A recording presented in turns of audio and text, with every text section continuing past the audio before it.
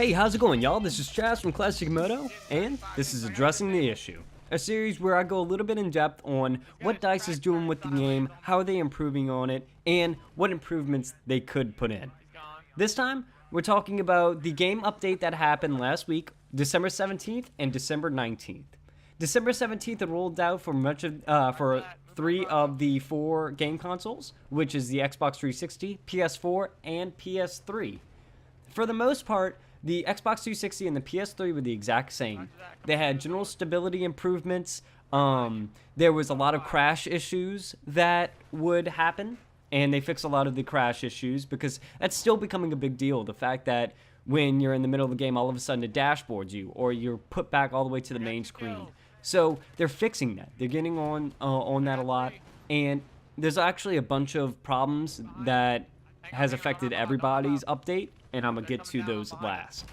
The other things that's been going on besides the crash issues for the Xbox 360 and PS3, they actually removed the Scar H and Ace 52 damage tweaks. They tweaked the you couldn't really tell unless they told you, or if you were playing with the gun and that you felt that it was a little weird, that the guns were tweaked a little bit for their damage model was a little bit tweaked, but they removed that damage tweak, and now it's back to its regular state. Synthic.com, I believe, still has the original stats on that. If you want to go check them out, it's Synthic.com. I guess I'll leave the website in the description, and that way you can actually check to see what guns have updates and stuff like that. Usually they're not 100% right on the game when the update comes out, but they do a fairly good job on getting that. The other things that have been going on is the fact that there's a bunch of bugs in diffuse mode where when you die you were in this like weird death screen.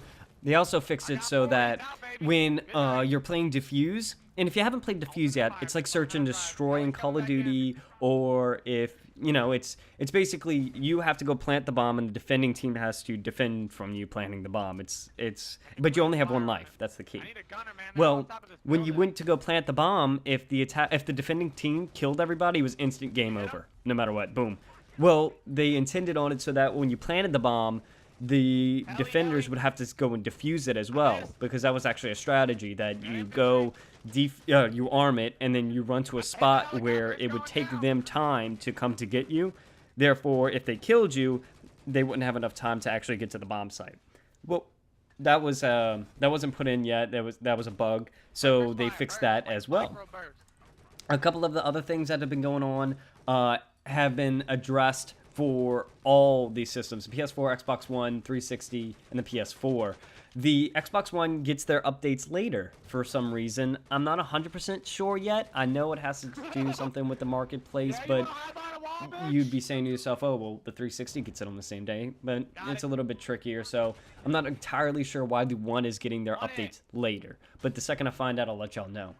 Also, the fact that all the consoles have gotten these updates.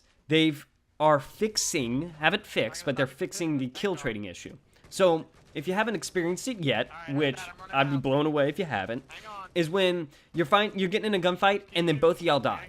Now, in Battlefield 3, it's happened before, where like in long-range engagements or something like that, y'all both shooting, or if y'all both sniping each other and the bullets fly across and kill each other, that's happened before. Or if you're shooting at each other and both of y'all get the last shot off and it kills y'all, okay, but it rarely happened. Well, in this game, it's happening quite frequently. And what's going on is the fact that there's a latency between the two character models, and even though the character's dead, bullets are still coming out of the gun because of the latency, or the lag, I guess you could say. So they're they're trying to reduce that latency. That way, not like the second they die, no more bullets are coming out of their guns, so they can't trade with you. You can't shoot them, you turn around, and then they kill you, even though you got the confirmed kill. So they've been fixing that. They are fixing that. It's not perfect, and I don't know when it's going to be perfect, but they are on it, which is really good. They fixed an issue where the miniguns from certain vehicles would do 4 times the damage on a character that had the defense specialization, and what that does is it reduces incoming damage to the chest by 10%.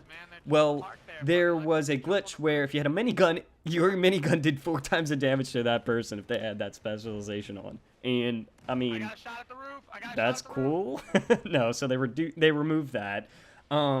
They removed the fact that the SUAV, which is unlocked, you could get for the recon class.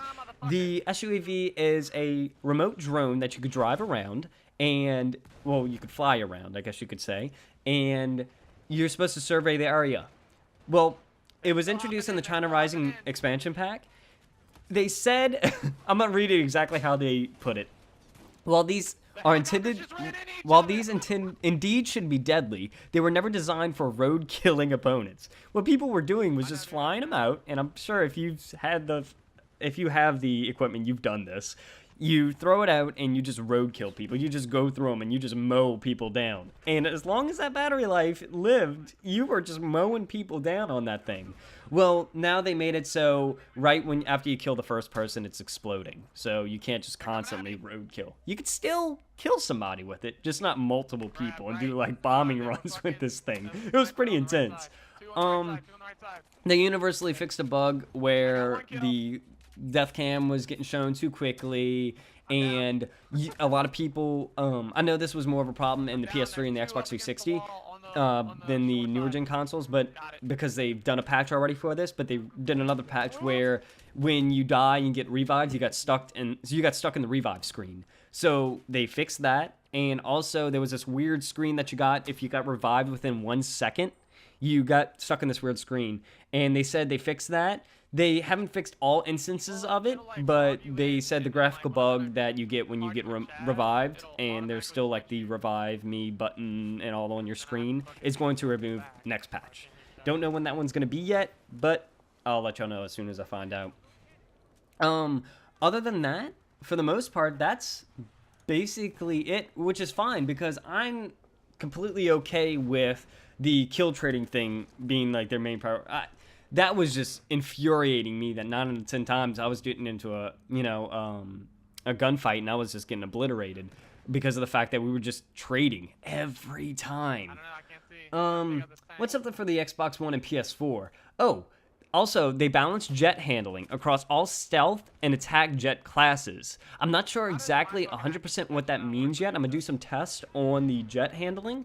But for the most part, what I think they mean is that the stealth should be a little bit more... They were making the stealth a little bit more maneuverable and the attack jet a little bit more clunky. I guess that's what they were doing. I'm not sure, but they did some balancing. Also, the fact that the server browsers... You know how they were complete crap? Well, they're less crappy now.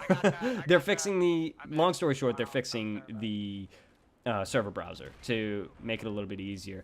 The only thing I'm getting concerned about is the fact that there still is no way to squad up with teammates. And I know they've already released a statement saying that they're not going to put that in anymore. They're not going to put in the squad up where you could squad up with your friends before a match and then join in.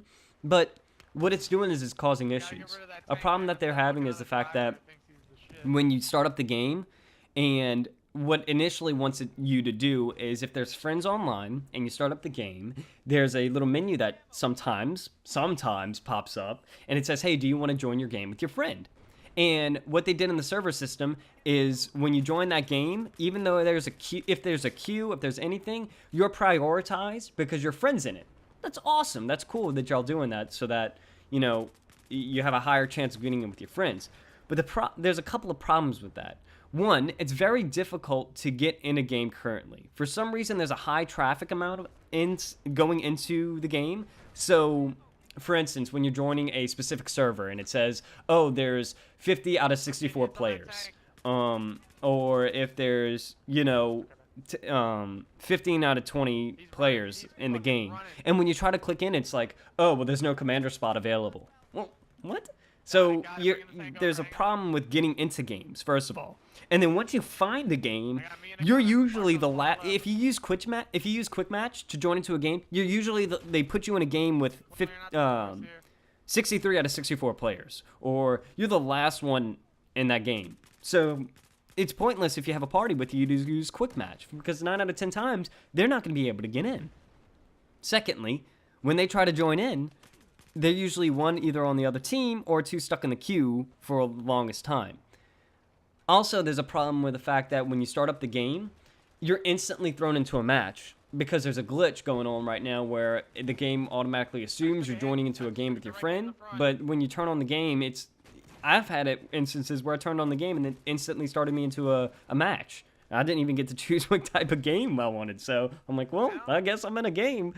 But they're working on it, and they're doing a lot. I love the way DICE is handling it. They're giving us exact updates, when they're going to be doing it for the most part, and how they're approaching it, and they're giving us detailed lists. Also, if you want to look at these lists yourself, you could go to battlelog.com, go to the forums, and there it shows you Xbox 360, PS3 as one thread, and Xbox One and PS4 as another thread. Therefore, you could look exactly at where I'm talking about, and you don't have to listen to me talk for the most part, unless you like it.